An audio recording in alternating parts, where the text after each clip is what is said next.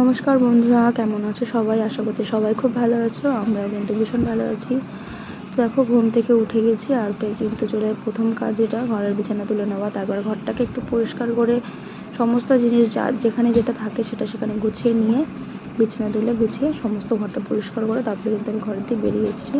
এসে বাইরে এসে ব্রাশ করে হাত মুখ ধুয়ে কাপড় চোপড় ছেড়ে আমি কিন্তু এসেছি রান্নাঘরে। চা করব আর একটু দুধটাও গরম করব ওর জন্য।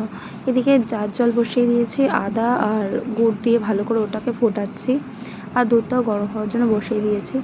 তো আদা দিয়েছি আর গুড় দিয়েছি এই জন্য, কারণ আমাদের বাড়িতে চিনি দিয়ে চাটা কেউ খায় না।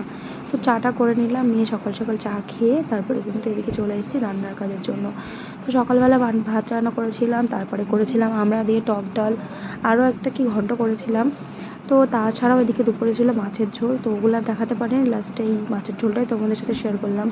তারপরে দেখো এদিকে কিন্তু স্নান দান করে আমি মাম্মামকে স্নান করিয়ে নিয়ে চলে এসেছি ঘরে, ওকে খাওয়াতে নিয়ে বসেছি। এদিকে দিয়ে ওকে খাওয়াচ্ছিলাম ডাল আর এদিকে একটা মাছ নিয়েছিলাম, সেটা দিয়ে ওকে কিন্তু দুপুরের খাবারটা খাওয়াচ্ছিলাম।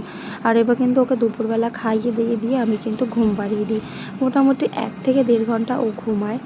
সেই সময়টা আমি যাই স্নান করতে, স্নান করে খেয়ে তারপরে কিন্তু আমি ঘরে আসি।